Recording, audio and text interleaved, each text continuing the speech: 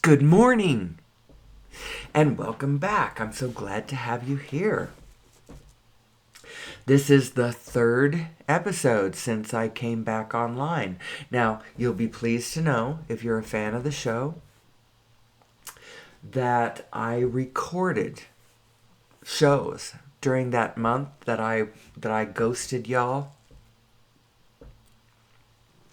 I made the shows. I just published them unlisted. I didn't put them public. I called them going straight to archive, documenting my descent into madness.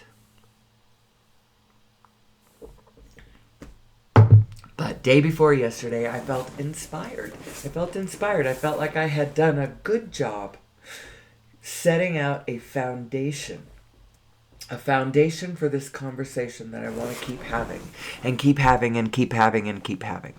Now, part of it is having it with myself. Of course, that's probably the primary place this is happening. But then I'm allowing you into the space so that you can witness whatever the hell this is. The show is Who Am I? And the theme in the room is basically, we're going to talk about who am I we're just going to float and see where our inner being takes us to think about these things. What feels good, what's interesting. We are talking about it in reference to source energy. Source energy is absolutely the key at the heart of this whole discussion. What is it? How does it work? Why does it matter? And how does matter come into being? Now, I'm going to talk about it in ways that you've probably never heard it talked about before. I even hear the people explaining how it works, and I know they know how it works, and even they can't describe it the way I am learning to describe it. So that it's something that you can just generally get your mind around, the general shape of it, so that you can fill it in as you go. So who am I and what is source energy? Who am I in reference to source energy? Now, I noticed, I think in the last 2 days, even though I have laid a glorious foundation for my general thesis, and I'm just putting it forward, and it doesn't matter. I'm not going to debate it with anybody because it's not an or universe. It's an and universe.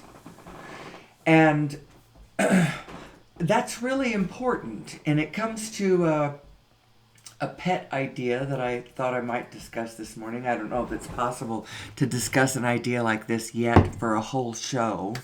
At some point I might be able to. But this pet idea I have is something I call addition consciousness. And it's a different thing from subtraction consciousness. And it has to do with how the person has operated their iOS, their HBV, their human biotechnology, their consciousness machinery in their heads, However you want to look at that. We have a kind of a computer system going on inside of ourselves.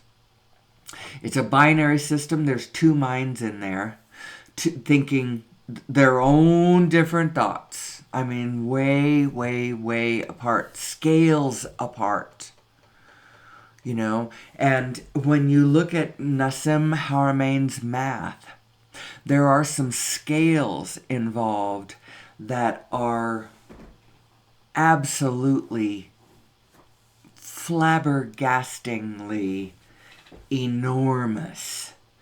Like it's from the subplonk to the universe is such a freaking mind-blowing trip if you actually take that trip and realize how big that difference is. It is just eye-popping. When you start imagining these numbers, you realize, at least I think I've realized it. I don't know when our people are going to realize it, but the whole point of it being so big and so far and so crazy, whatever, it's supposed to make us give up on taking it from a material distance, you know? Let's go ahead and materially, let's just traverse from here across the universe because that makes sense, right? You know, besides that, that's the only way to go, right? Because material is primary. That's what we were taught. Material is primary. That's why everybody's focusing on the material. They're focusing on the stuff around them because they think that that's where that's where the motion is or something. That's where it matters. Well, it's matter, right? So isn't that where it would matter? No, actually, it's a vibrational universe, and the vibration is primary. And so actually our feelings are a better gauge of the reality of our situation than our eyes are. And you could almost think of your feelings as a sixth way to sense the physical universe. So quit thinking about your feelings as being... there's a reason why feelings have a bad reputation. Because there really is a difference between negative and positive frequencies. When you've gone into negative territory in your thoughts because you're looking at something and you're interpreting, I don't care what you're looking at, anything out there in the field, just call it blessed, call it divine, accept it as there. It is divinely present. If it's a demon, we have summoned it. But give it its honor, its due. What we really need to learn how to do as human beings is how do you get the demon back under the state of Florida? The demon Xanth. If you ever read the Piers Anthony Xanth series, that's actually a hoot. And it has a lot of terrific analogy to actual reality. Even though it sounds like it's about the magical land of whatever, where all of the beings, all of the people in the land of Xanth are magical, and that every one of them has a magical power, although some of them, their magical power is pretty wimpy, you know, pretty, they aren't doing anything with it. It's like putting spots, they can put spots on walls. They can cast spots onto walls. Yeah, it's a magical power, but it doesn't have great significance. The ones at the level of sorcerer or sorceress were things like Ivy, who had the ability to just grow plants. And what were the other different talents? The first book, Spell for Chameleon, is all about Bink, who is kind of the main character, but they float around. He's a foundational character. And at the beginning, everybody thinks he doesn't have a power. He does not have a magical power. But what he actually has, the magical power he has, is that somehow he cannot be harmed by other people's magic. And it sort of disguises itself. So it looks sometimes, it doesn't overtly look like people's magic are not working against him. But it always, always, always, always, always turns out to the good for him. And the sorcerers and magic people around them cannot harm him with their magic. And actually, all of this is analogous to the kinds of things you can learn about who you are and how your technology operates and how to work being a human being machine on planet Earth in the 21st century. Now, I'm not saying that we are just machines. We are totally not. And the machinery that we are isn't really machines. Don't get me wrong. Don't take me out of context. Smear me all over the internet because she says we're just machines. No, as a matter of fact, I'm going to say a bunch of things offensive. We're machines. We're animals. What else are we? We're genetically modified organisms, I believe. If you've listened to the last couple of episodes, I think I did a fairly good job of covering where I got this information, what this information is, and what evidence it is that tells me that somebody twiddled with our freaking genetics 200,000 years ago, give or take. Whenever our modern scientists, I do not discredit most things that science is looking at. Actually, in a way, there is good information everywhere they're looking. It's a question of interpreting the information when it comes back to you, and how you believe it fits into a larger whole, and what you think the rules of that whole are, and how you fit into that whole and what those rules are. That's where it starts to get sticky. Not the just gazing at information with the scientific method in order to do tests, blah, blah, blah. A lot of our current scientists are working on certain things because they are operating under the auspices to begin with of certain preconceived notions. They've got some ideas that they aren't going beyond. They have some ideas about who they are, how many lives they get, how serious is what is going on is, whether or not you're in actual danger, and sometimes they feel like they are in danger. So they're getting their scientific observations themselves are fine, but their analysis, their running of the meaning is going to depend largely on what lenses they've got on to their iOS to begin with. Are they absolutely fresh, clean, all the way back to the fundamentals, with a mind so open that it can just take in anybody's thought?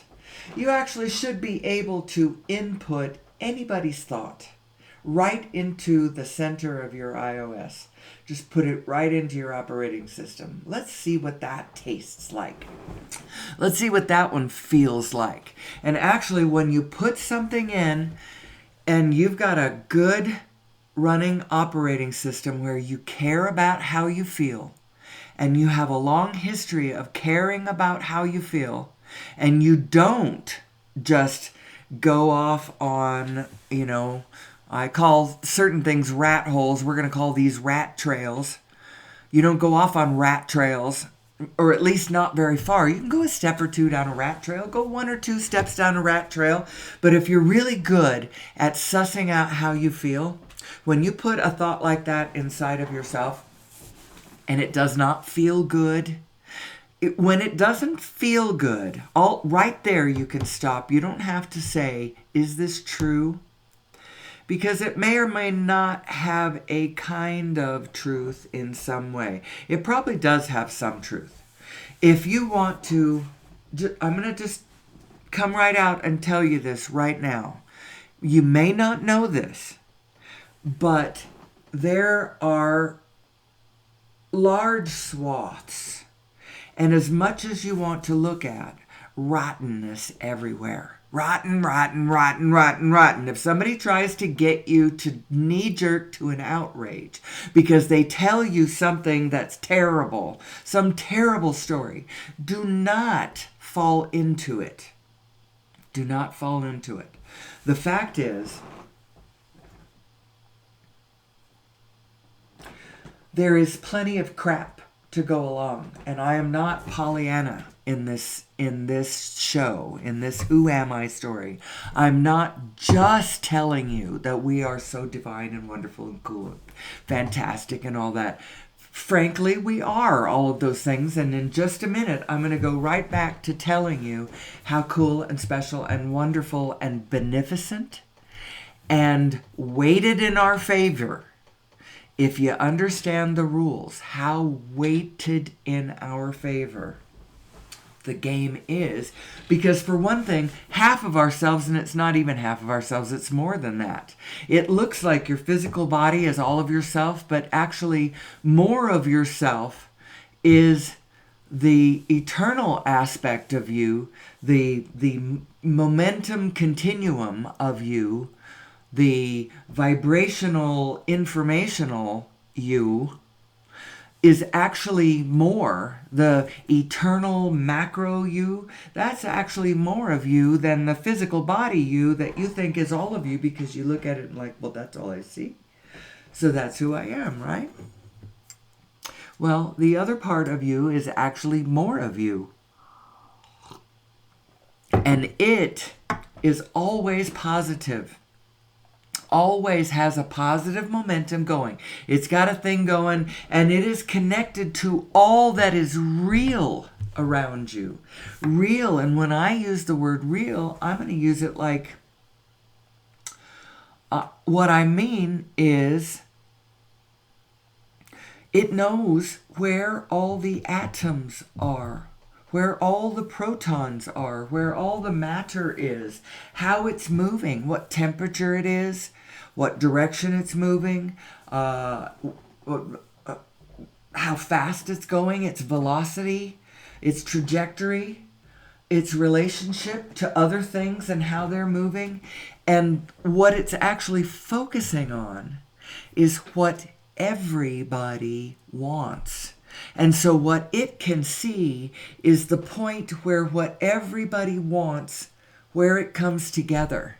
And actually there is a point where everything comes together. It's a whole puzzle out in front of you, scattered in all the pieces around you. No matter where you are looking at whatever it is you're looking at a wholeness. It's an integer. It's a holographic. There's nothing left out of anybody's anything. And you're getting the experience you've been asking for. You are autonomous. You are autonomously in control of your own experience, by the way, actually. And this is good news. Abraham tells us, and I believe this. I have put this in as I'm like, okay, I'm believing you. I'm going to believe you. I'm going to put this into the place where all the machinery runs. What she says is that there is no assertion in this universe of attraction, which means that you actually have control over your own experience. You yourself are a vortex of experience, a vortex of creation, a vortex of, actually you're two vortexes.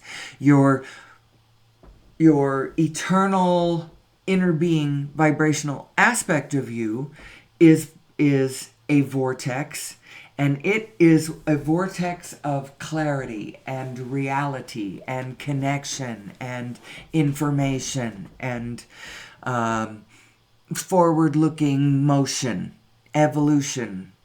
Expansion is probably a better word than evolution. That's who you really are. And so it's like you already it's a handicap. You've already got that going. All you have to do is get your freaking negative mind to shut up for a minute. And then another minute, and another minute, and another minute. And see how many minutes you can string together in a day where your negative mind is not you about something. You're not worthy. You're not important. You don't know anything. Who are you? Whatever. There's a lot about the negative mind. We could probably develop a show or develop an episode of the show where, and I mean develop, what, I don't know. Develop means somewhere down the line, after I've done this for an hour and a half a day for another year, who knows what kind of an expert I'm going to be about how to express certain things. And it might be at some point I could talk for a whole hour and a half on the negative mind, or with the theme being basically on the negative mind and what to do about it in a practical, pragmatic way. We can discuss its nature. I know a number of other gurus, other teachers, other thought producers, other, let's see, what would Bruce Lipton call them? cultural creatives. They're the imaginels in the caterpillar that's dissolving. The whole thing is dissolving, but the dissolving sparks the initiation and acceleration of these imaginal cells within the caterpillar, the dissolving goo of the caterpillar, and what's the word? Not inspires. It generates, I guess, it causes those imaginal cells to start becoming butterfly. I put this in one of the links in my description of this show. It's the same thing I've been putting in. When I get a good thing going, I'm just going to keep copying this for a while. Right now, there are 5 things. I could maybe stop doing that at some point, and I can refer people to where the links to the 4 or 5 different things, which shows, on which dates. You can go back and look at the links, and every day maybe I have tidbits and links and cool things to other people's thoughts that I feel click into this total theme that I'm espousing. This theme that I am espousing is not in some ways new. Every element, you can feel the resonance from different people, different thoughts, different gurus, different teachers, different thought people, philosophers and thinkers throughout the ages. You can feel the resonance with these things. Well, I can anyway. So there's a lot of things we could be talking about. Right here would be the place to mention, I said many teachers have thought of the negative mind in different ways. So I like Paul Levy, his ideas about Wetiko and this quantum field mind virus that is happening with us and what will fix it. He believes quantum physics is the blessing we have been looking for. And I kind of agree with him, because when you really understand from a general standpoint what the quantum field is and how it morphs and how it relates to itself and how it sees everything, how it's holographic in a way. I mean, it is holographic, but it's not like you are bombarded with information right in the front of your field of what's going on the third planet from the left, on, the second star from the right in the galaxy of blah, blah, blah, Andromeda, or actually, I don't know. You get my meaning, though. You're not bombarded with irrelevant information. There's a hierarchy of information that you are experiencing, but you actually have access to everything. And the way I conceive of this, the way I imagine this, and it seems like it fits, and I don't know how, but I just put these elements in and I can see how they seem to line up with one another. Since everything is spin, and if you've listened to me before, you know that I think that everything is spin, and I'm not the one who came up with this, but as I think about it, it's like, oh wow, you're right. You're right. Ask the Whirling Dervishes. Actually, there's some really cool video out on YouTube.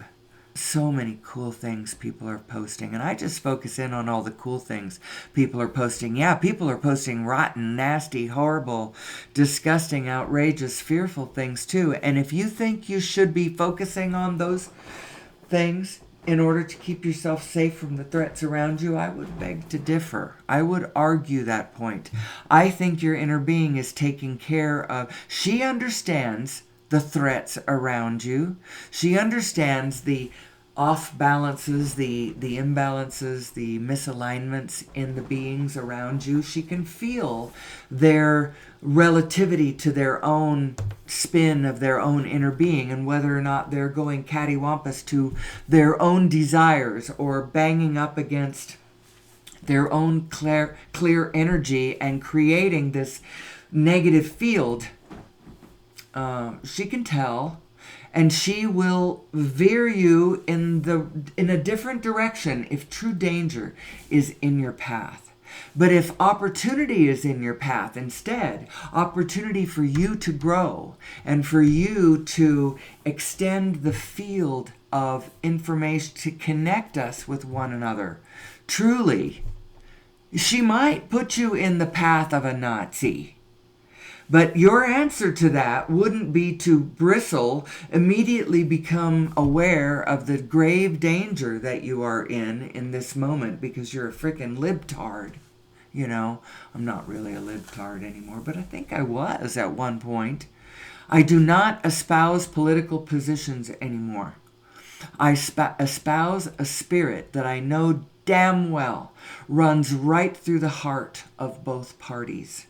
And both parties, as they lose their minds over each other and other things, sometimes I think one party more loses its mind over the stuff around it and then mistakenly starts acting in crazy ways, and then the other party watching this starts losing its mind and does not understand, still is proving that it does not understand what they are looking at.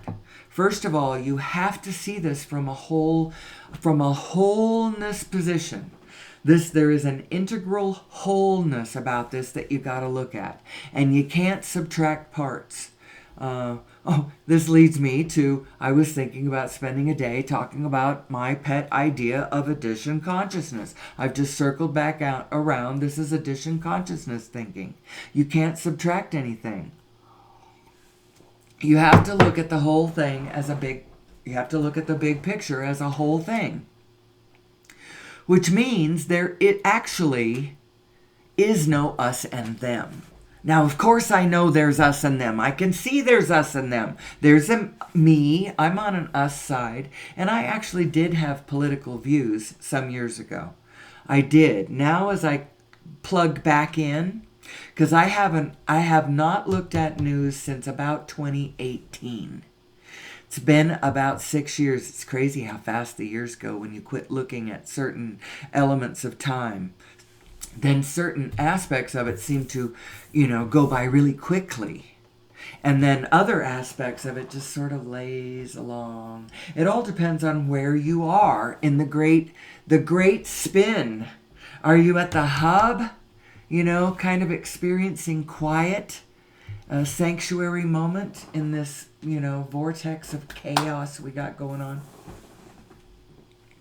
Or, or are you out on the outer edge, clinging for dear life, having a ride like, I don't know if you know who Eve Miles is.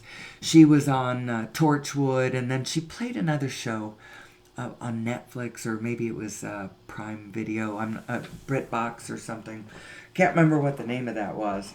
But man, does she ride a roller coaster of emotion. Largely negative. She's always knee-jerking to the outrage and the drama, and the world is falling apart, it's coming to an end. Everyone is evil. Everything is bad. Look how dire. Oh my gosh, it's the end of... she is just so... So it's kind of...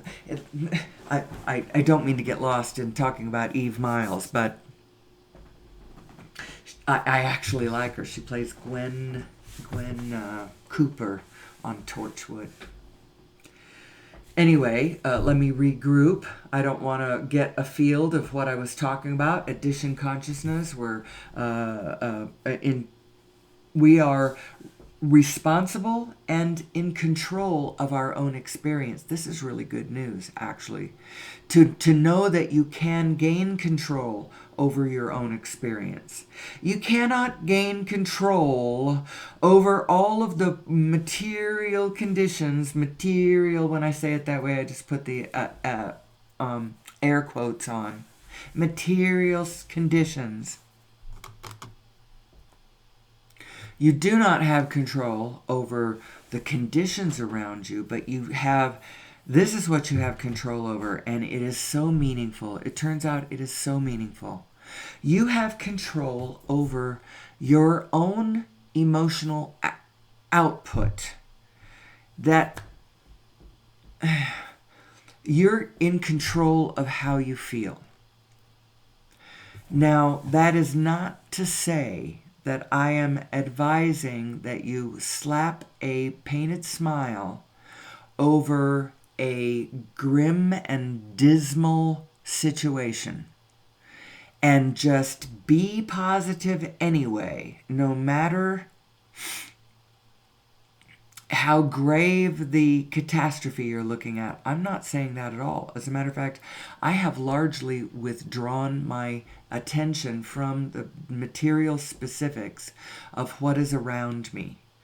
At least my physical mind has withdrawn, because I trust something else to know what I want and what I care about, and to help guide me in the direction of my life, of what would be the best for me and the world around me, what will lead us all to a better place, to a better life. I don't just want to rush into the fray with my hair on fire, screaming, trying to, air quotes again, help, whatever's going on out there. I will, if I'm not careful, can easily just add to the cacophony, as opposed to being a force that adds to the calming. I want to be a calming influence. I want to be a soothing influence. I want to be a cohering influence, not a chaotic one. I don't want to be one of the forces busting up some of the things that are unsustainable and therefore really, really vulnerable to the Shiva energy they themselves have created, that will circle back around and bash them down, because from the beginning they were not sustainable, which means they are not going to sustain. They just won't. Reality will not sustain it. So down they're coming. No matter how we delude ourselves about those institutions or whatever that we've got going on out there, they're not sustainable.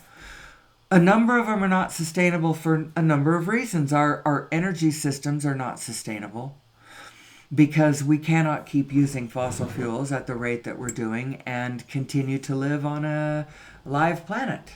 That's just not going to keep happening. There's a lot of debate out there about there's a lot of debate out there about global warming. Is it real? Actually, I'm not sure what the state of the debate is, because I sort of withdrew myself from what human beings have been debating with each other over the last few years. There is such a cacophony. That's the second time I've used that word in a few minutes. There is such a cacophony of belching opinions and ideas and current events and swirling specifics. I had to withdraw myself, and I'm only looking at what's going on to my people and my world from more of a historical standpoint at this moment. I've pulled myself out to the broader view. I'm looking at it only from a broader view at this point. And I'm inputting information, and this very show is me working out how these different things that I believe, how they work together, how they fit together, and to be able to express it more clearly, because I practice doing it. That's part of what this is. I talk about these things in new ways for me, anyway, come at them from different directions, from the back door, and attach our fossil fuel use to source energy ideas, and then attach it to who am I, and then I attach it to the idea of the spinning space-time of reality, the spinning space-time space memory network of reality, the black hole structure, the black holes all the way up and all the way down in this vast scaling thing, and the gradient densities that are throwing these vortices of individuation, the swirling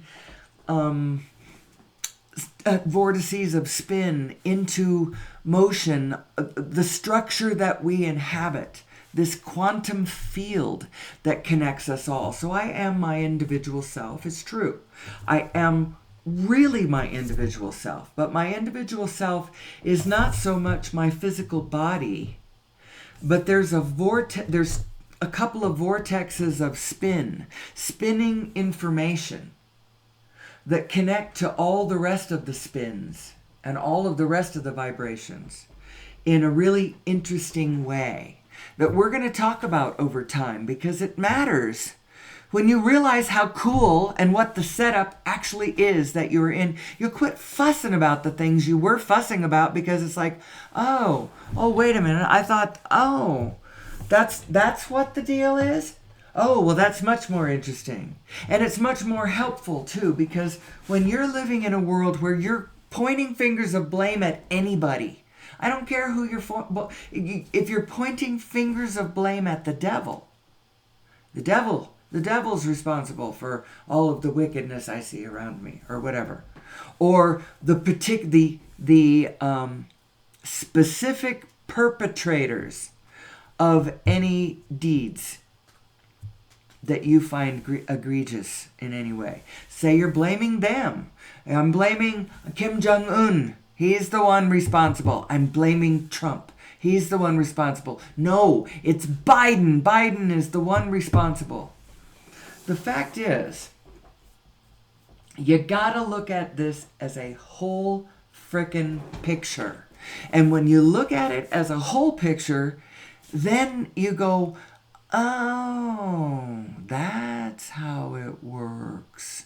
So that's how I actually, if I wanted to get from here to there, then this is actually what I should be doing. This is what I should be listening to. Shut up the chatter of your freaking physical mind for half a minute.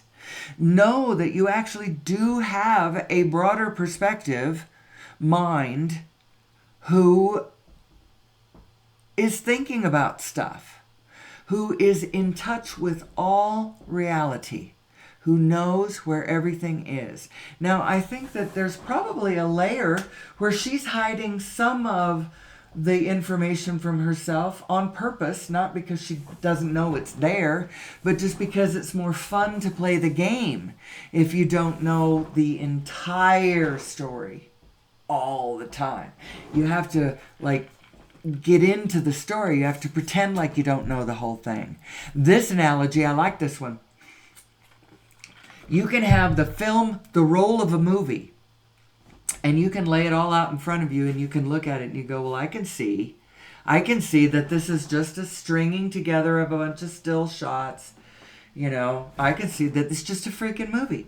Or you can turn the movie on and sit down in front of it and let your mind pretend like you're in the movie, and you live with and for these people. It's sort of our way as human beings that we have discovered to allow ourselves to live hundreds, if not thousands, of lives that we would not have lived before.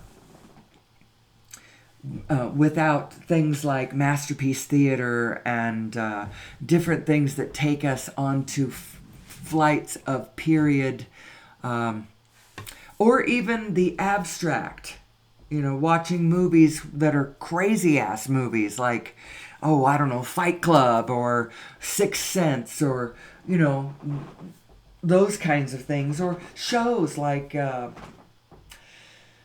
Quantum Leap or The Matrix or whatever. The ways that we have devised to be able to explore our own consciousness.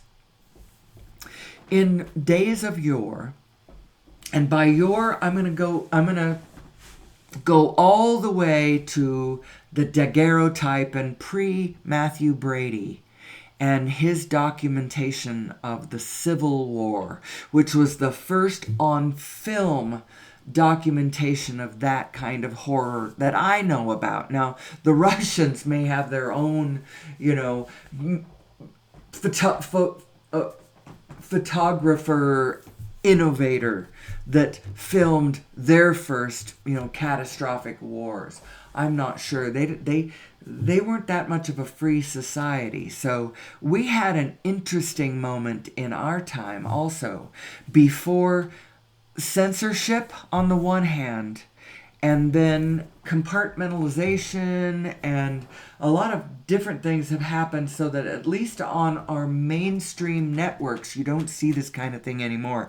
But for a minute, back in the 60s and 70s, actually I'm not sure when the first footage on the news feeds, from Walter Cronkite and, Dan Rather and whatever, the golden age of a network news anchorage was, when they allowed us to see footage from Vietnam.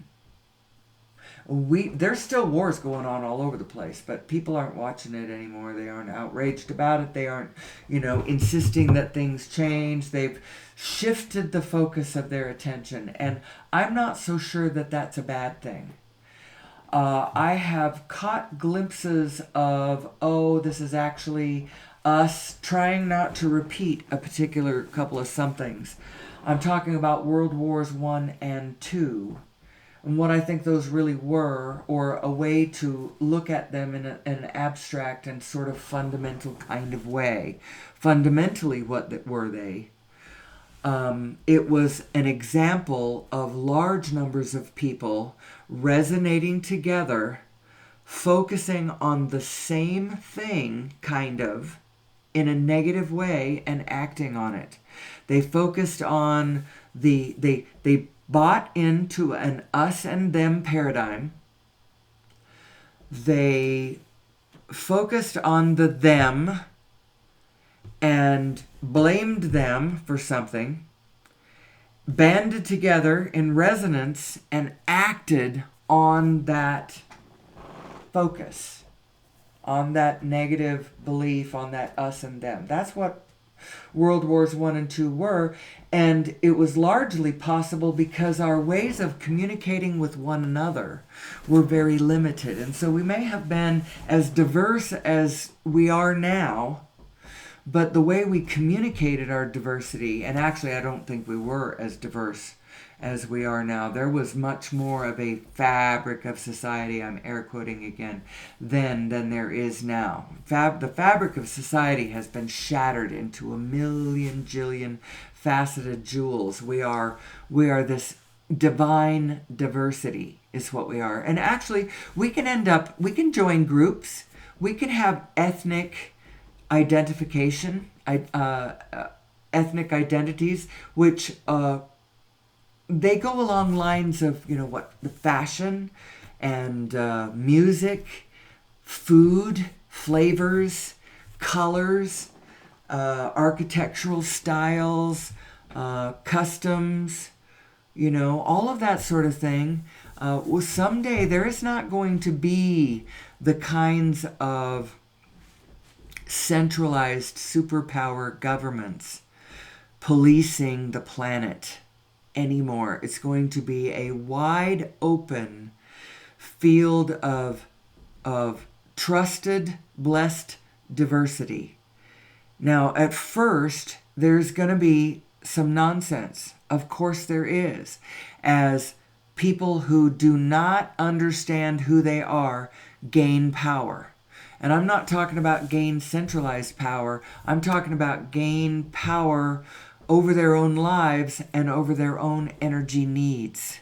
Some of them are going to abuse that and take that power and go beat the shit out of their neighbors, or do something antisocial, or chaotic, or something that you don't agree with, something that you think causes suffering. Well, I'll tell you how to fix this, because it's true. That's exactly what's going to happen.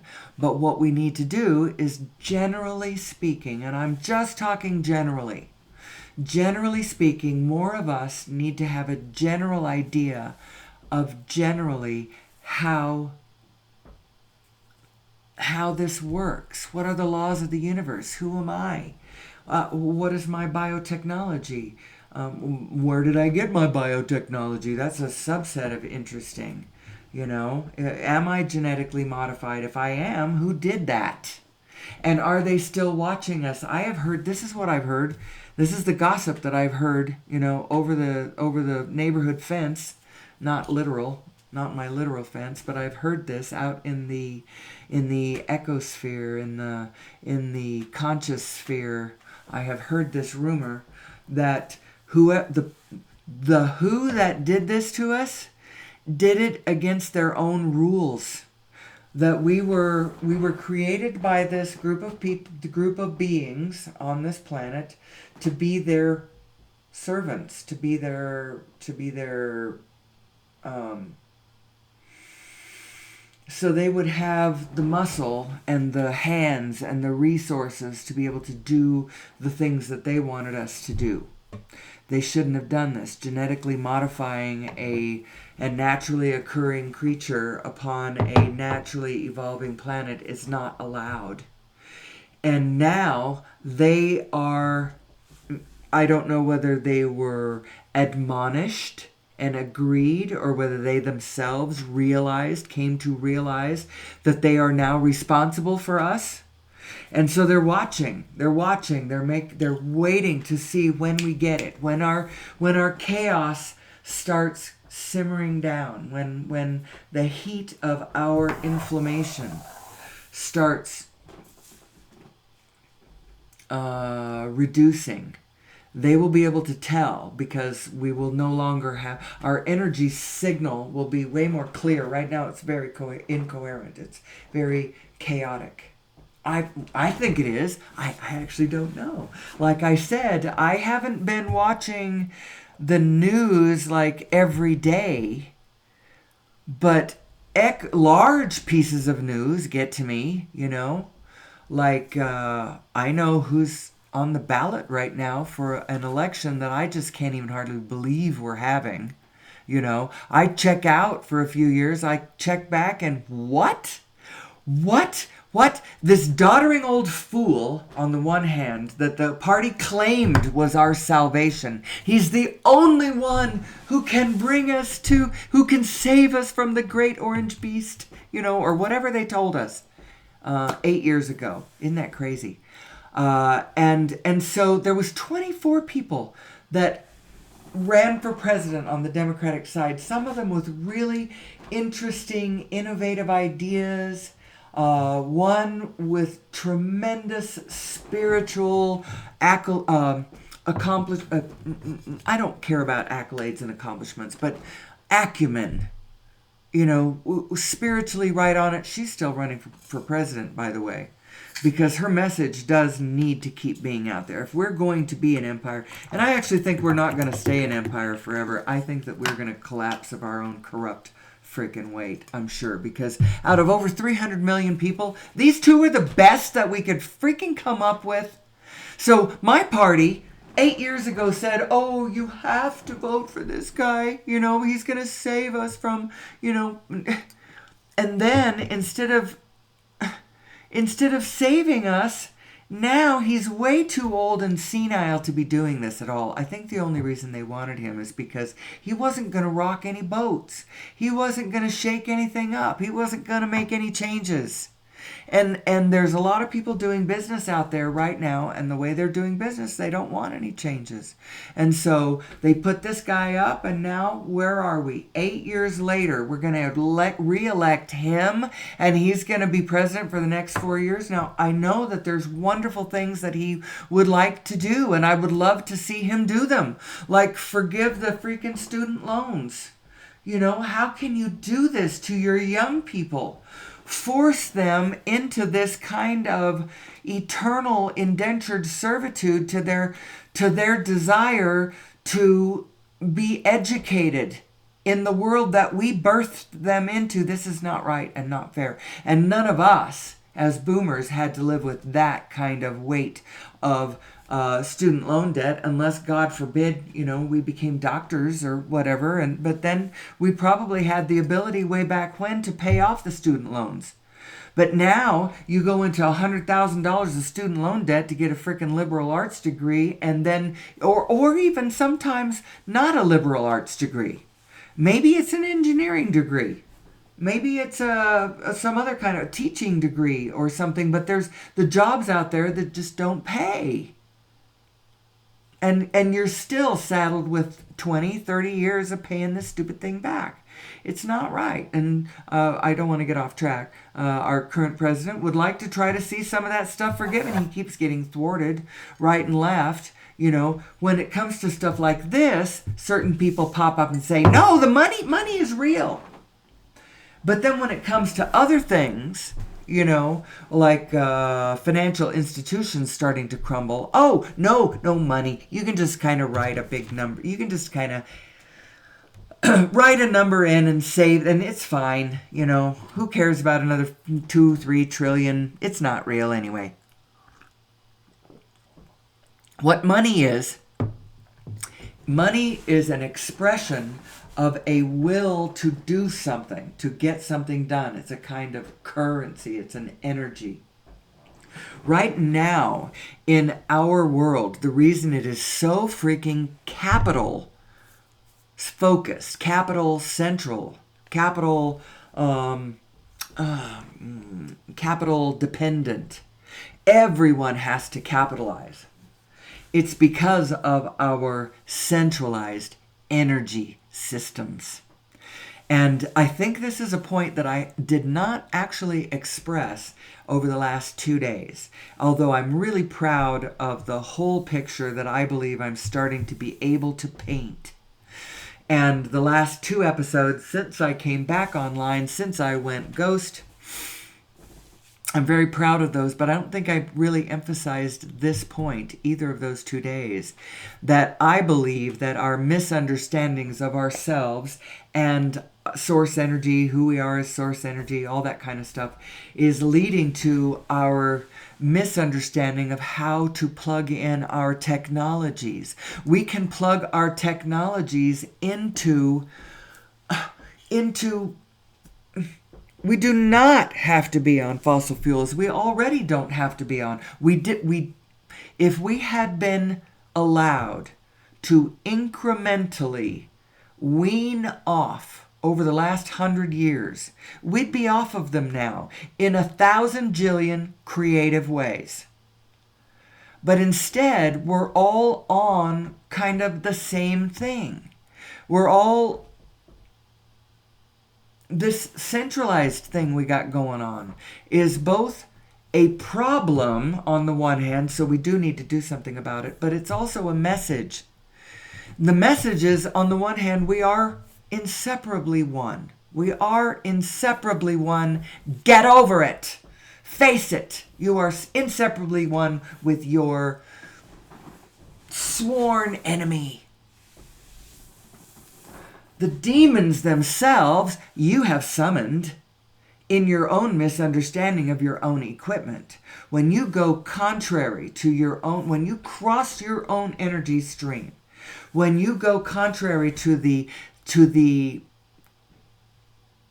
very strong momentum and the relentless momentum, the relentless positive that you are, when you go crosswise with that, with a small, mean, petty little thought about yourself or others, you create a kind of negative echo over there. I call it Shiva energy. There's all kinds of things you could call this thing that we do when we do it. It creates things like autonomous complexes, as Carl Jung would put it, both in your mind and out in the field. There's a mirror to what's going on in your mind out in the field. these autonomous complexes, this Shiva energy, what else would I call it? Vortices of chaos, chaotic storms of,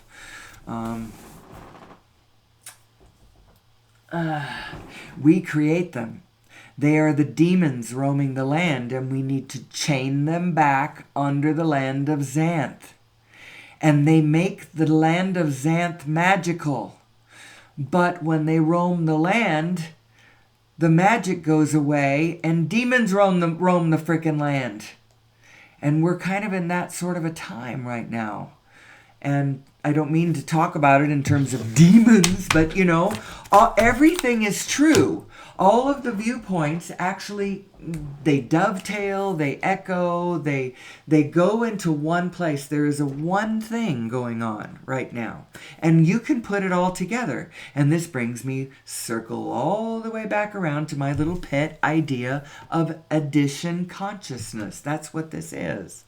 Addition consciousness, and you need to employ it if you are pretending that you understand the bigger picture.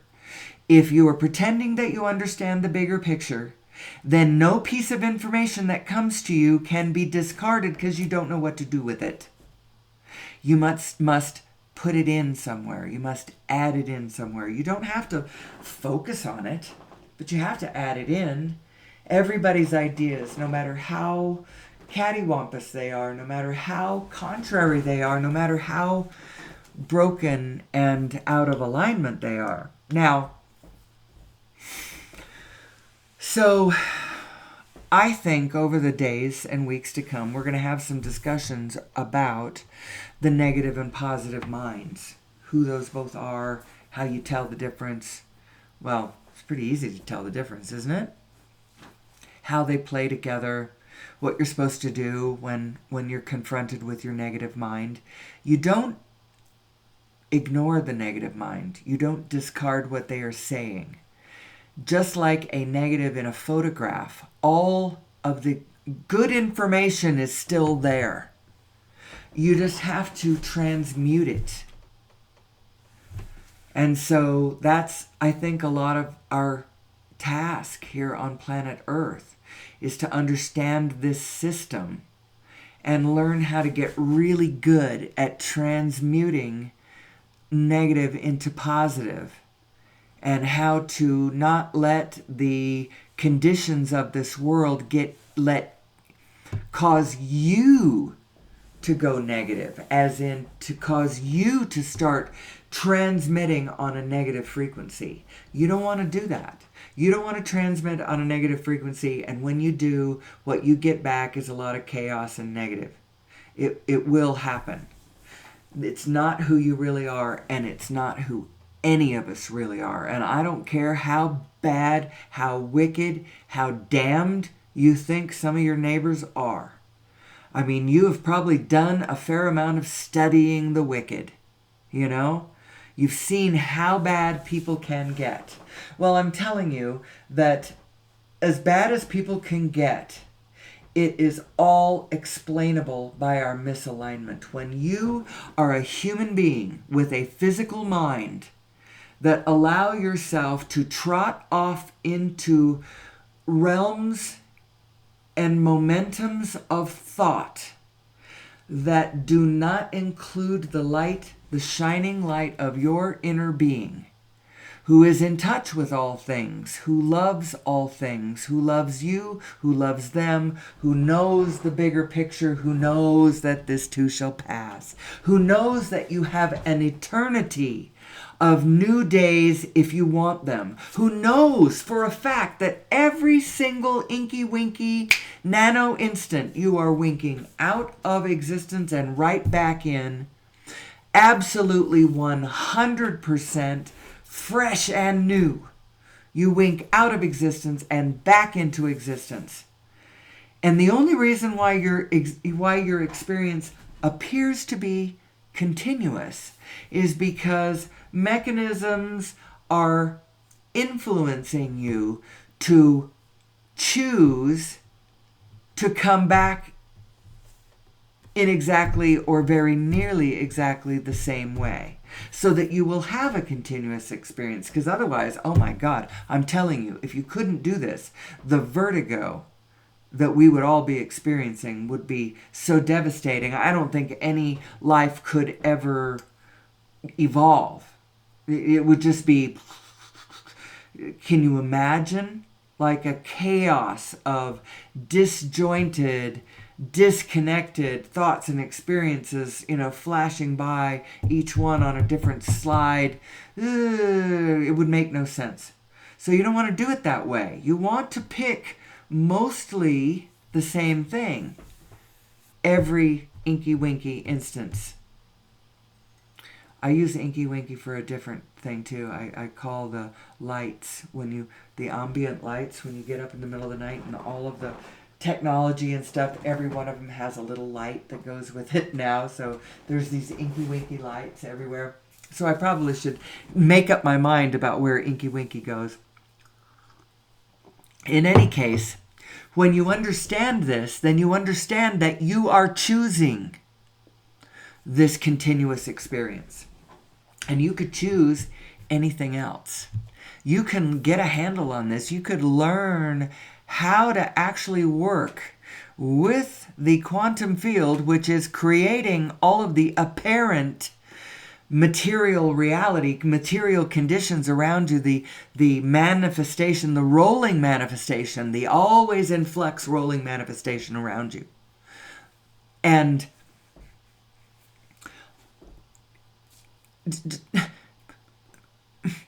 choose something else.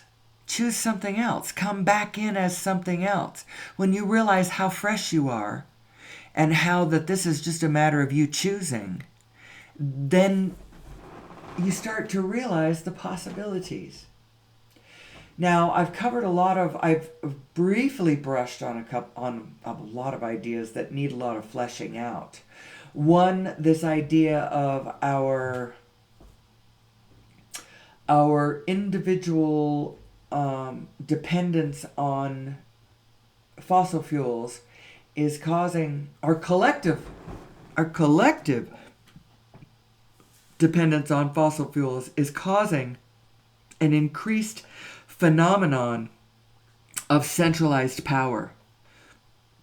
That's why we have it is outrageous that we have a empire of over 300 million people, taxpayers, really rich ones too, by the way, paying trillions of dollars in taxes, or at least hundreds of billions of dollars. It's probably trillions of dollars. And then also they are administering trillions of dollars worth of other things like Social Security and what's the other one? In any case, it's a great deal of force and power and will and people. 300 million people. It's a huge thing. And the best we can do in this coming election is Biden and Trump. Are you kidding me? A senile old toe the liner and a chaotic, I don't want to just call him names. He is an authoritarian wannabe, and he's an authoritarian gonna be, because it's not just him and his buffoonery or whatever, but the energy of the systems underneath him that are gonna, we're not gonna like this. What's gonna happen is the spirit of our government institutions is going to change. When an authoritarian evil spirit, I don't want to, don't take me out of context here. What I would say, I think Trump is really out of alignment. He's very, very out of alignment. He is suffering, he's King Wetiko. He is suffering from authoritarian psychosis, and all of his followers are too. He is under the throes of an us and them paradigm that doesn't really exist. He is shadowboxing a reality that is not accurate. And that's why, and he is at the center of a vortex of chaotic negative energy.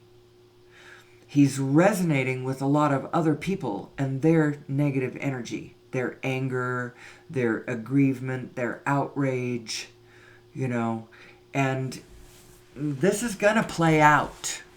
However it's going to play out. It's probably best that we just get it over with and do it under Trump. Because if we dodge this bullet without understanding who we really are and coming to that full come to Jesus moment when we understand that your neighbor is your unknown self made visible and that there is no us and them. It's the very act of succumbing to the us and them paradigm. We all agree on the us and them paradigm and then play out this drama. If we might as well get it over with, because if we dodge the bullet this time without understanding it, then the next time it comes around, first of all, we go for another 4 desperate years, with everything just...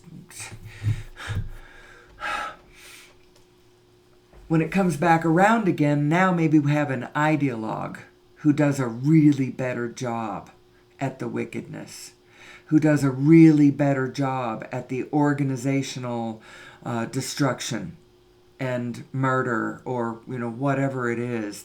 The secret police gets really powerful, and perhaps if we get it over this time while we're still almost the democracy we used to be, where some of us still remember what that democracy even was, or what the spirit of America really was.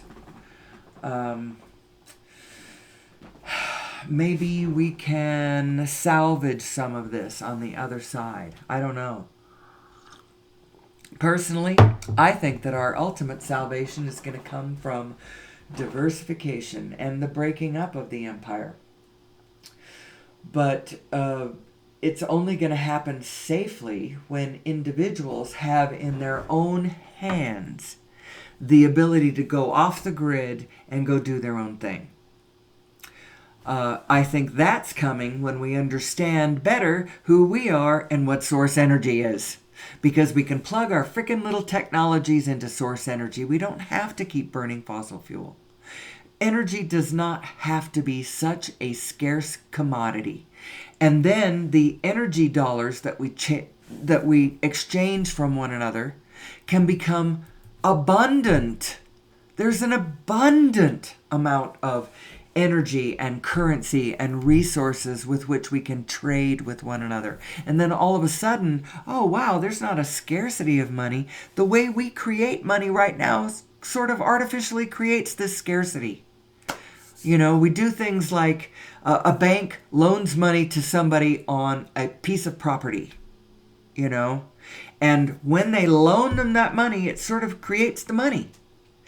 But the person owes more money back than was created in that transaction, all of a sudden, baked into the cake, scarcity. The more and more dollars being represented by petrodollars, or the ability to plug into energy sources. Actually, what dollars are they represent your ability to plug yourself, your will, your desires, your projects into this stream of production that humanity is doing. This supply chain that starts with the production. People all over the world are creating things. They're growing food. They're manufacturing clothing. And then they're putting it out on a system of circulation. They're inventing technologies, and then those are going to factories that are then, those products are going to market that are then distributed amongst us, and you have to have money to tie into that stream, to do even things as basic as get food for your family to feed your children. To do anything, you got to do that. And if you can't capitalize, if you can't monetize, then you got to have a way to subsist yourself. So can you be a subsistence farmer? Can you go out into nature and just by yourself grow things for your family? Have a little farm and grow your corn and your cows and your chickens and weave your own cloth from the flax that you grow out in that field over there that's got 40 acres and that you're running with them. And you can't really do that because even these days a subsistence farm is going to need energy to run the farm equipment and to do all of that. To have energy, you're going to have to capitalize because you're going to need money to buy that. So that means some share of what you grow is going to have to go back into the human supply chain so that you can trade that for petrodollars so that you can... So nobody can get away from the collective right now. No one can do it. But I think that in the future we're going to be able to, because I think it's possible to have simple devices, solid state devices, ones without moving parts, that allow you to plug technologies directly into the source of all energy, which is this Planck field, which is very, very, very actively exchanging information. When this energy is when this quantum field is in a state of non-organization, it's at its 0 point. It's not energized into vortices of anything. It's just at its 0 point. It isn't no energy. It is incredibly, almost infinitely energetic. That's why they call it the 0 point energy field. It's because of the characteristics of this amazing matrix that connects us all. We are all made of it. It's made of Plancks. It's Plancks. Quit looking at the world so from a Newtonian standpoint. Look at it more from a quantum physics standpoint, but then realize that the truth of our situation actually is a blending of those two perspectives. It actually is. Do that. Do it in your consciousness and you can start to see. Then add in Nassim Haramein's mathematics about it, because he has done the math and unified the quantum density to the cosmological density. It works out. When you take a Planck at the Planck density and blow it up to the size of the universe, it has the right density. It has all the right numbers, but it's not the numbers that we use. So the numbers that conventional physics use are this. So you add up all of the matter in the universe, and that's a number. It's all the protons in the universe, all of that.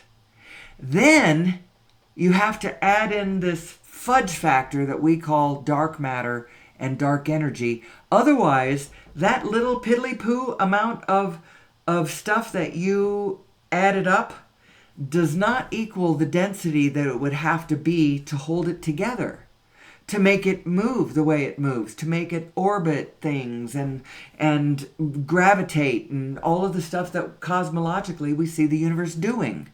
And so they add this fudge factor in.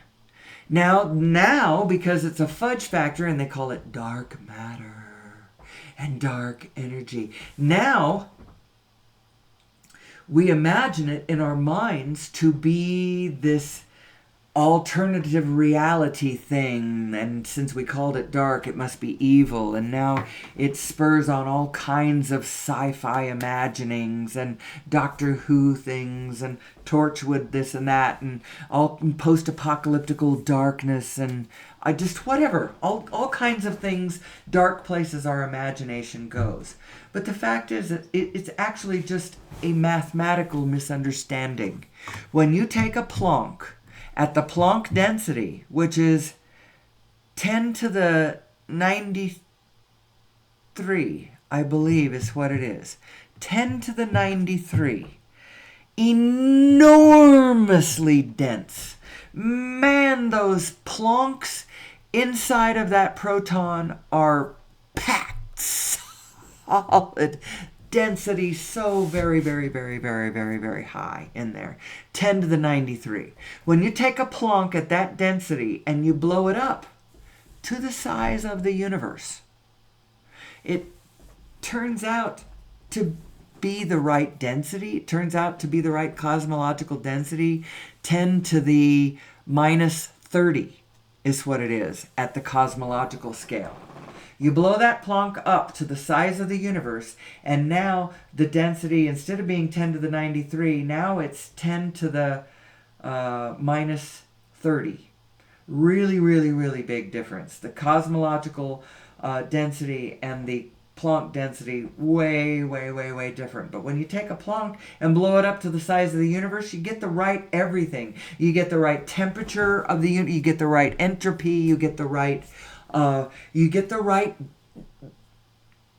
number for the matter in the universe, but you don't get the number that you get from just adding up the visible matter. You get the right answer for the visible matter plus the dark matter. So you don't have to use the dark matter fudge factor when you do it that way. That's the relationship between a Planck and a universe. And as a matter of fact, it starts to make you think that a Planck, actually, that our universe came from a Planck. And when you think about the Big Bang, that's kind of what they're describing, is an infinitely dense, or almost infinite, a really, really, really, really, really, really dense pack of a Planck instantaneously exploding into a universe. That's the Big Bang. And so where did that Planck come from? Well, it probably was thrown off through Hawking radiation from a universe at a different density, somewhere else. I just air quoted, somewhere else. Because there is no other where. There's only one where. It's a single point that we all share. There is such a thing as experience, but it all takes place on a point that we all share. It isn't actually real. Now, the appearance of it's real. The experience of it's real. It appears to have, repeatable, sustainable rules and laws about it that appear to be real. But the matter itself isn't real. It's all virtual. It's all virtual. And who am I in this mix?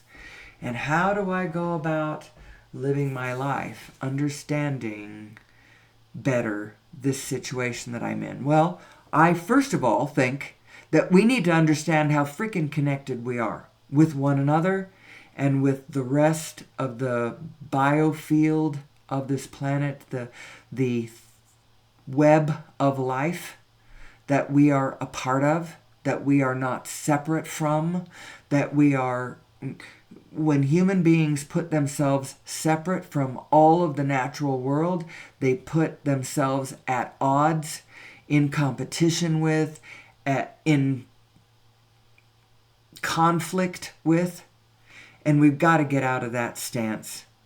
We've got to get out of that stance. We've got to quit being in conflict with one another, too.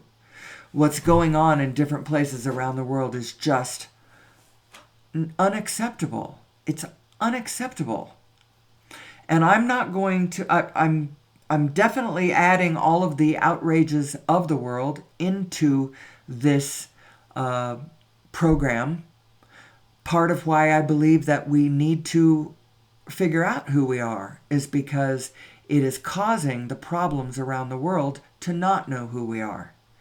The scarcity of goods and services, the fact that famines can even exist instead of every single one of us should be playing abundantly and co-creating cooperatively with an abundant ecosystem in our immediate surroundings. Every single one of us. And many, many, many, many, many of us are facing wastelands. We look around us and we see nothing but wasteland. And it's because we're not understanding our environment, we're not understanding ourselves, we're not understanding our equipment, our bio equipment, our HBV, our human being vehicle, our Terra rover / cosmic overview combination unit that we are. We're not understanding it. We imagine that we have a finite life to live. Only one. We only get to live one. Well, the specific physical body that you are in right in this moment, the one that you inhabit in this moment,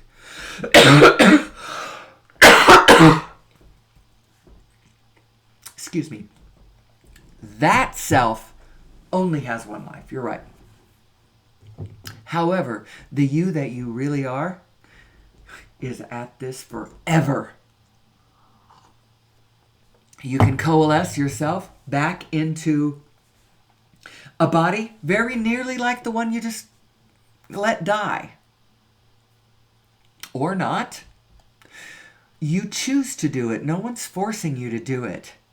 The whole situation is blessed. It's connected. It's weighted in your favor. But there's a caveat. If you do not understand what it is way weighted against you. It is so weighted against you. If you insist on not understanding what it is and how it works, then it is weighted against you. But the second that you catch on, it is in your favor. So have faith. The key is your emotions. And the key is you need to stay in the upper stratosphere. Now, don't blame yourself if you go into any lower vibration for a moment. Our ability to transmute the negative into positive is actually a human being's greatest capability. But in order to do that, you kind of have to allow yourself to feel that negative to begin with. Don't go looking for trouble. Just go out, knowing who you are as the blessed being of light and connected love and God and spirit and universal consciousness and wowie zowie blessed vibration being that you are. Go out knowing that you're that. Bang around in physical life. You're going to run across things you don't like that make you feel bad. And now it's time for the transmutation. Is that the way you'd say it? If you transmute, then the act of doing that is transmutation. Sounds funny. The act of transmuting that negative to a positive. So how do you do that? Well, you got to understand yourself. First of all, you got to understand your design. So let's take a look very briefly at the design of the human being. I'm going to review something that I said. I said it yesterday. Maybe said it the day before too.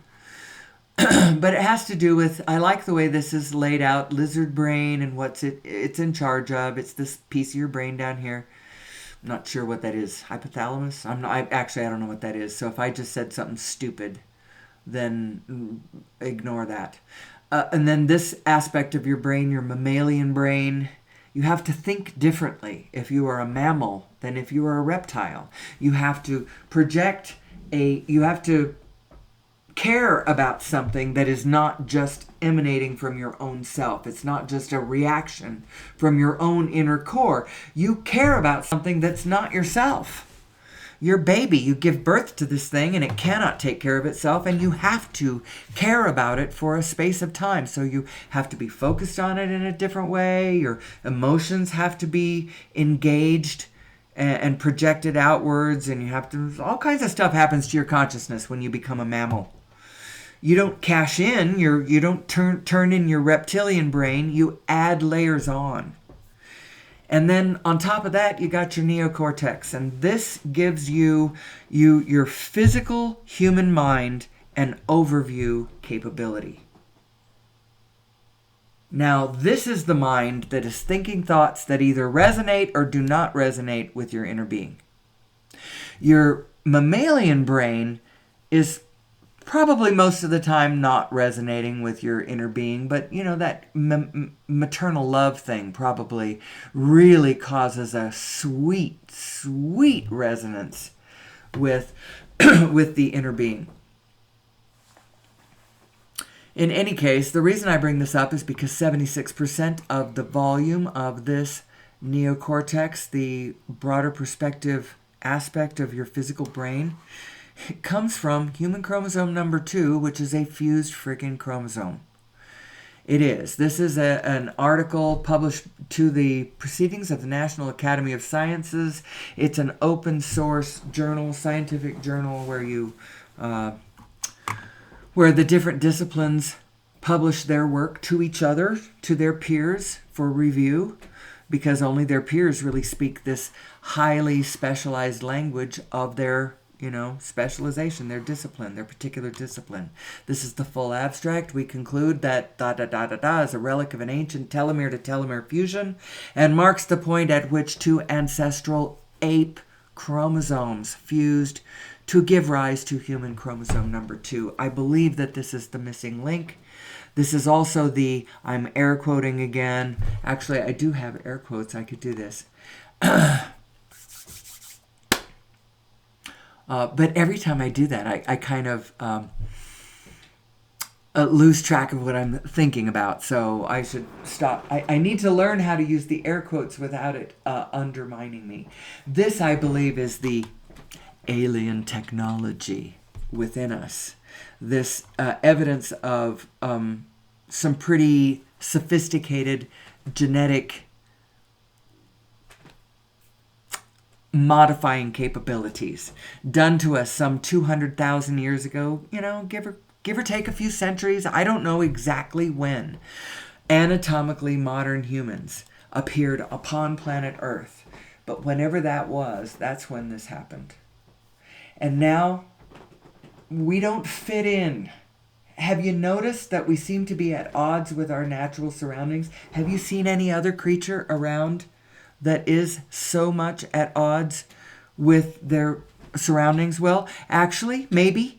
It's usually evidenced by something being introduced in an ecosystem that they did not evolve in. And for a while, I thought maybe that was what our problem was, that we actually came from somewhere else. I know that there are religions that think that we came from somewhere else.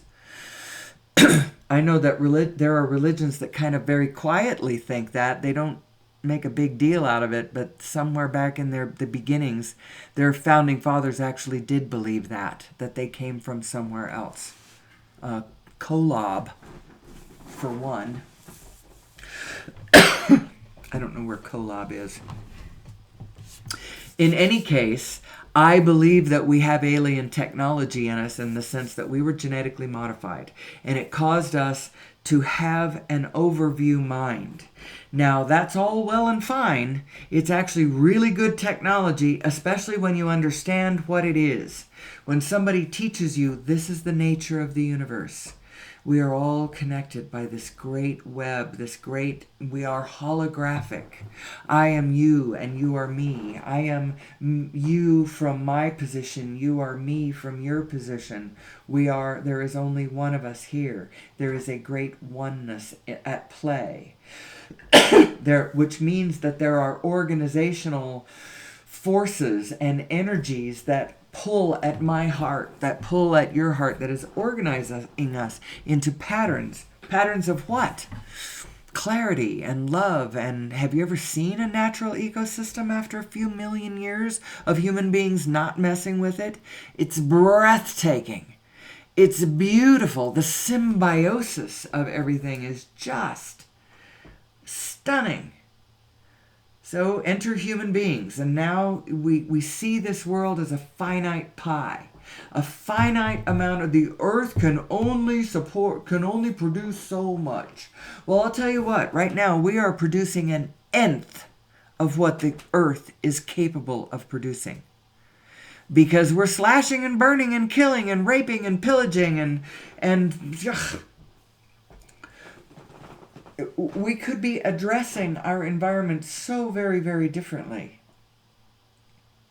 We could be co-creating our environments with the field around us in a blessed way, putting the demons back below the ground where they belong, and creating things that are sustainable and operate from a paradigm of, so instead of, it's not he who dies with the most toys wins, it's not he who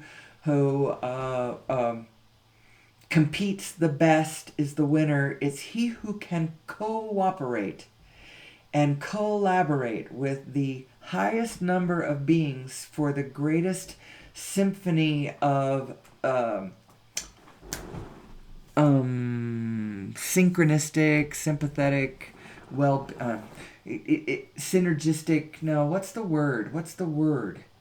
As we all, I scratch your back, you scratch mine, and we're all this daisy chain of everybody scratching each other's back. I'm producing this, which helps you produce that, which is helping him, which is helping him produce such and such, which helps her over there, which helps her produce something that's helping me produce that thing that's helping that first person in the first place. And it's this grand circle of benefit to all of us. Well, how do you do that? You don't do that by orchestrating it with your physical mind. You do that by lining it all up with your feelings, because your feelings, your emotions, are a reed between your two overview minds, your source overview mind and your physical overview mind. And if your physical overview mind, in its attempts to translate its greater context, takes thoughts that your broader perspective knows damn well is not true, there will not be resonance, and that lack of resonance is what causes your sensation that you call negative emotion. That means, by definition, anything in the realm of negative means you are not resonating with your broader perspective. So you may be witnessing a condition that you don't care for in the field, but from this perspective, it's like big deal. That it doesn't matter from this perspective, because the more you focus on and look at that condition that you don't like, the more you're not changing it, the more you're holding it into place, because that's what your focus and your attention actually does. It creates what's around us. It's creating what's around us, because what's around you isn't real anyway. It's all virtual particles winking in and out and in and out and in and out and in and out, mostly the same, but fully out and fully back in, mostly the same. Now you could change that. You could change that by realizing how this mechanism is working and what part you are playing in your own experience. Your mind is causing you not so much to create a different world, but to tune into different versions that are already there and rendezvous with beings at different points in their spiritual cycle. Are you rendezvousing with them at their ornery point, or are you rendezvousing with them at that point when they, for just a moment, hit their divine self? For just a moment. Is that the moment that you happen to meet them on the path? Or just as they hear really bad news, knee-jerk into a freak, and from their fear and desperation, rendezvous with them right at the moment when they're getting ready to do something rather uncharacteristic of that, uncharacteristically negative. Which one of them are you rendezvousing with? Your inner being, and how you are following her is determining what and where you are rendezvousing with what. How it's You are the orchestrator of your own experience. There is no one else to blame for what's happening to you. You are creating it all. Now, you are co-creating it in a larger field. But this field is probably way, way larger and more complex than you ever imagined, on the one hand. And you have way more influence with your own experience than you ever imagined. Both of those things are true. So you got to kind of settle into this, relax, and I'm going to have to take a really quick break. I'm going to come back, take an inventory of what I believe I may need to add to this before I sign off for the day. I see I'm at over an hour and a half. So I'll be right back in just a minute. So I'm going to wind up. Oh, wait a second. So I'm going to kind of wind up in the sense that I need to decide what is the rest of what I'm going to put on this video. Eventually, I am not going to feel compelled to do the full explanation of everything on every episode. But for now, since I'm still putting in the same description of this video, the 5 links to the Lost Century and how to reclaim it, the links to the paper, The Origin of Mass and the Nature of Gravity, the links to the YouTube video explanation, the 37-minute video explanation of that paper, the link to the first episode of Quantum Revolution, and you'll have to find the other 11 episodes. Go to Gaia, or go to perhaps Gaia on YouTube. Actually, I'm going to go look at that right now and see whether Gaia on YouTube has them all or whether you have to go to Gaia itself. I don't know. And then the last one, that article, Butterfly Dreaming by Paul Levy, because I really like that. It's another good visual to help you understand both the concrete reality of all of this that I'm talking about, and at the exact same time, it's concrete reality encased in a dream. We're dreaming this into place. Your imagination is your direct conduit from your inner being to your physical mind.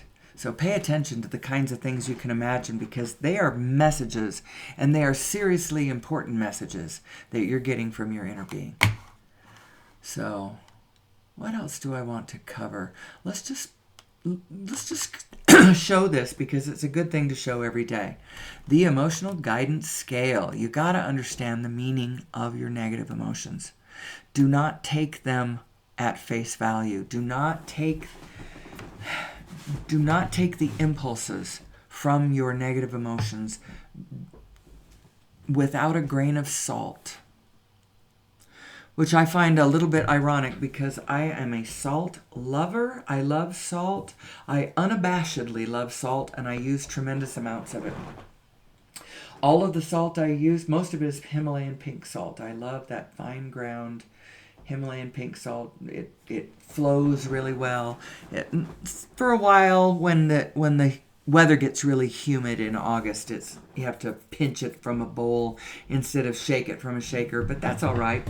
I like to do that anyway, because that's the only way I can get enough salt on my food without people seeing me shake the crap out of the shaker. But my blood pressure's low and my health is good, and I'm not sure if I'm advising that. I'm just saying, do not take your emotions, your negative emotions, without a grain of salt, without knowing that there's something more to it. There is something bigger there. If you can't find your way to the positive, just stay there and don't act until you can find the positive. I know earlier I said that it was important to listen to those negative voices in you, and it is important to listen to them. They're telling you something. They're telling you places where you were hurt or things that you don't like, and you don't have to not like things that you don't like. You probably don't like them for a good reason.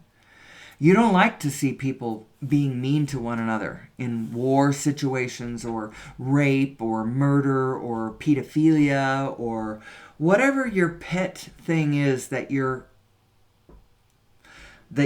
are entranced in a negative way about, the thing that you think is the problem.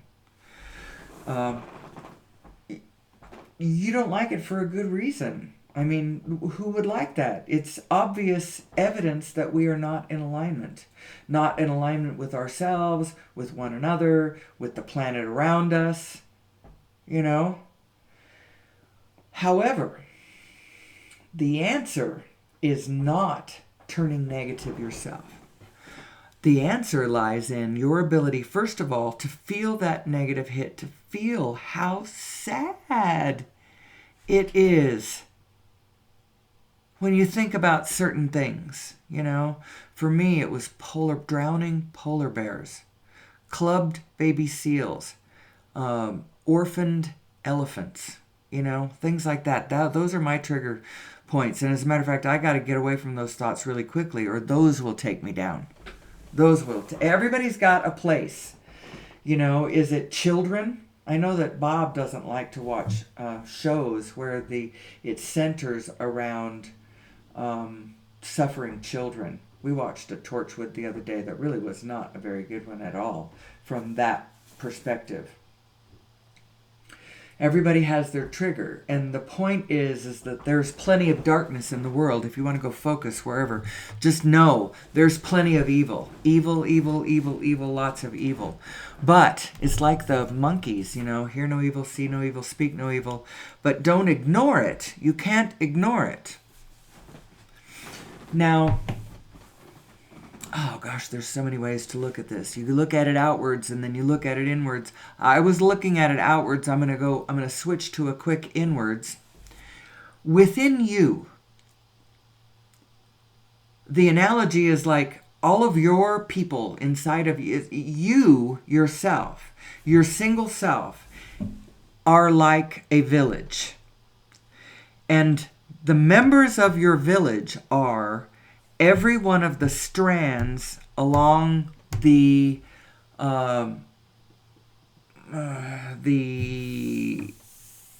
spectrum of emotions, like the electromagnetic spectrum of your emotions. There's the eager, excited, interested, joyful, passionate. Oh gosh, I wish this was bigger. I could look at it from a different place. I can see these words better. The doubtful one, the worry one, the one that blames everybody, the discouraged person, the angry person, the vengeful person, the person that just hates everybody, and the one that's jealous. You know, you have every one of these. It's like your village is those 20 people, you know, and they're all you. The one when you go from boredom down to jealous, that whole spectrum, when you go into that zone and those people in the village, you still need to listen to them, but you need to understand from an overview position what those people are saying. So you don't let them drive your car. Don't act when you are under the auspices of 8 to 20. Don't do that. At that point, you just listen and wait. And don't be negative yourself about, whatever. I'm starting to get confused and confusing. There's a reason why I only go an hour and a half. Anyway, tomorrow, not sure what I'll be discussing. Here's my cymatic thing. If you've been here before, you know what this is. I'm not going to explain it again today. I'll just put it up there. The 5 kleshas. I like this one. It ties me into an enormous religious thought form pattern place. It ties what I'm saying into millions and millions and millions of other people by putting this in the... By adding this to my presentation, I tie in Buddhist thought, because this is the five kleshas considered to be the root cause of all suffering. And I believe myself that human suffering is caused by us not knowing who we are, not knowing where we came from, not knowing where we're going, not knowing why we're here. There is a reason why so many traditions, mythologies, religions, whatever, around the planet for many have traditions that say we were created, and not just as an analogy for incremental Darwinian evolutionary processes. You know, we were created. Somebody created us. Somebody made us human. Somebody took a naturally occurring, a naturally evolving hominid of some sort, primate. I don't know what we were before they did this to us. But now we got to understand our machinery. And that's what the whole point of this is, because part of us understanding our machinery has got to be us understanding both the quantum field that we are, the binary system that we are. Have I even put this one up? This might be the first day that at the very end is only where I'm putting this up. The binary system that we are, the source mind, physical brain mind, that we are a blend of. And that is the meaning of our negative emotions, our positive and negative emotions, and the momentums that come from both of those, and that the reason that you follow your positive self is because that is your true self guiding you to where you want to be. And for every one of us, that where you want to be thing is different. That where you want to be, where is that? Where is it that you want to be? Well, your inner being knows, because your inner being knows who you really are and has been with you for your entire life this time around. So it's been watching how you've been reacting to all the stuff on the earth right now. Your ability to emote has been speaking to it for all of your life. It knows who you are. It knows what you want. And I call it it. I just called it it, but it's you. It's not anybody else. It's your little teeny weeny, gargantuan, humongous, itsy bitsy, teeny weeny slice of God. You know? You are yourself and the whole thing. And those are the two relationships you've got too. You've got a relationship between you and you, between your physical mind and your source mind that really knows. And then from that relationship, when you get that one straight, now you can turn to the outside world and have fun with it. Have fun with it. Do not stare into the face of evil. Do not be Perseus staring into the face of Medusa. You do not want to stare into the face of Medusa. Actually, he doesn't. He's clever. He looks at her through a reflection. He sees a reflection of her instead. You see the evil. Don't be naive. You don't have to be naive. Understand how bad this can get. This can descend all the way to Holocaust if you let the us and them carry you away. It can get that bad. But having said that, we live in a really super amazing freaking universe. And it would be helpful to understand your own equipment and to understand the setup that you are actually in. Pay attention to that still small voice inside of you. Learn, find whatever techniques. There's a lot of teachers out there teaching different techniques of how to soothe and quiet the negative mind. To just get quiet over there. Because if you can just quiet that down, a natural positive momentum will start with you. Because your natural self actually has a great deal of positive, expansive energy going on with it. It is a vortex of creation. It's a vortex of attraction, spinning. The more you get into that spin and calm the little chaotic ones of negativity that you had going on over on the side, the more you can quiet those negative ones, the more your very natural good one will start taking hold. Just shut up the negative ones. And there's a lot of teachers out there teaching you different methods of doing that. Pick the best one that works for you.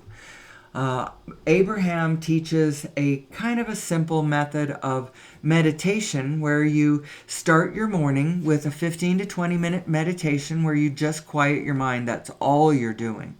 That's all you're doing is just getting your no, I got to do this, I got to do that. This is what reality is, and boy, those people are terrible, and oh my God, I'll never get this done, and who am I? I'm not worth anything, and oh my God, I can't believe what's going on with my children, or whatever it is that, that our specific physical minds are doing.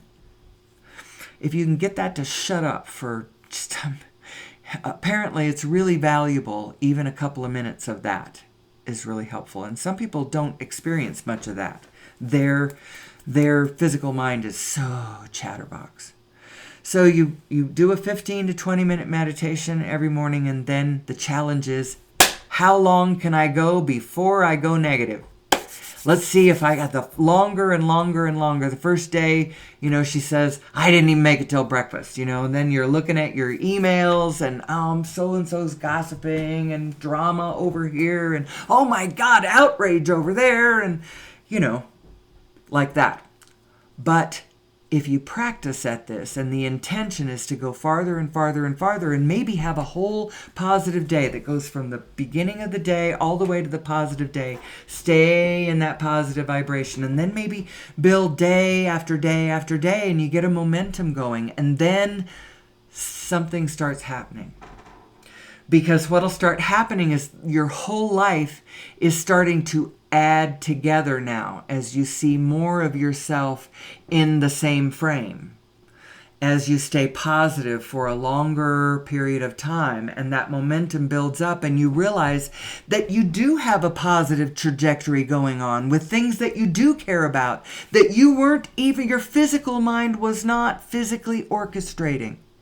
You don't have to have your physical mind orchestrated. As a matter of fact, you'll be better organized if you would learn how to organize yourself between you and yourself and let your broader perspective focus on everything that it needs to, and let it guide you. If you, in your physical mind, spend all of your time keeping track of all the possible threats around you, it will have no time to focus on what it likes, what it wants, what you like, what you want, where you're going, and you will end up just spiraling into an eternal swirl of experiencing all the things that you do not like, that you're trying to avoid. If you really want to experience that world where we all make it, where we all come together and come to understand who we are and what we are perpetrating upon this planet and why, and look at it from the point of view of, oh, that's what we're doing, and what's my job as an individual? I only have one job, and then the rest is just whatever I'm inspired to from there. My one job is to get straight between me and me. Between me and me. My broader perspective that knows, and my inner being and broader perspective who knows, and my physical mind who needs to be a little more humble about it, and who needs to care a lot more about how as your physical mind is trying to figure out intellectually what it all means, you need to pay way more attention to how you feel as you are thinking new thoughts. And the thoughts that feel good, there's a reason why they feel good. Feel good means resonates with my inner being. So somehow this thought I'm taking, it may not be exactly the same thought that my inner being is thinking, but it is on the same frequency, and that's all it needs to be. Which means it has a certain feel about it. What spirit are you in? What humor are you in? Are you in a good humor or a dark one? Are you in a positive frequency? Are you feeling optimistic? Are you at a vantage point from where you are gazing out that you've got a positive frequency going? If not, then you need to do some work on your thoughts. You've taken a thought that your inner being disagrees with. Go find it. It's a belief in your system somewhere. Your inner being is disagreeing with it. You think your neighbor's an asshole. Your inner being does not think so. So split into two beings right there and look at yourself. Oh, okay. Yeah, he is an asshole. It's true. But my inner being knows why he's an asshole, because he's out of alignment, because my inner being knows what he has gone through, or what he's going through right now, the pain he has suffered, the pain he is suffering. The fact is that collectively we are all carrying a lot of collective generational trauma. You think that war, all those wars last century, they're over. They were last century. They are not over.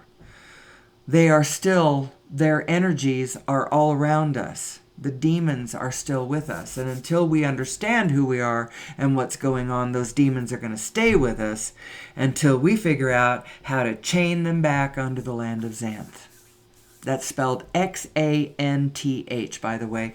If anybody, it's a play on a mathematical expression, x to the nth. In any case,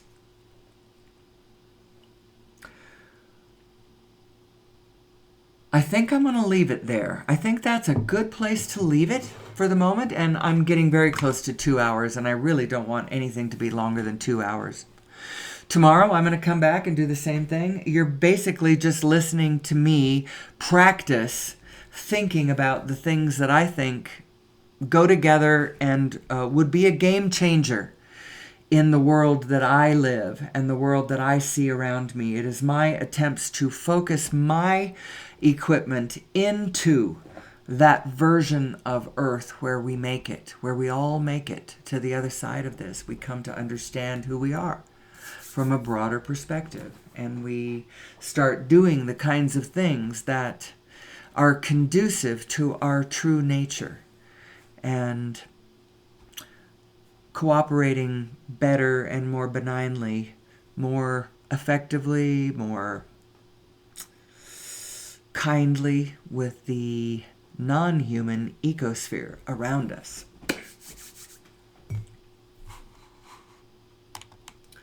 Until tomorrow, when I hope to see you back in this space, we're going to pick up the same topic. Who am I? Who am I in reference to source energy, and how does it relate to human psychology, human sociology, and all of our economic, energy, and political systems? Seeing it all as a big one thing. We're going to talk about that more tomorrow. And I hope you will be joining me, and the next day, and the next day, and the next day. And until then, I bid you peace, and may the source be with you.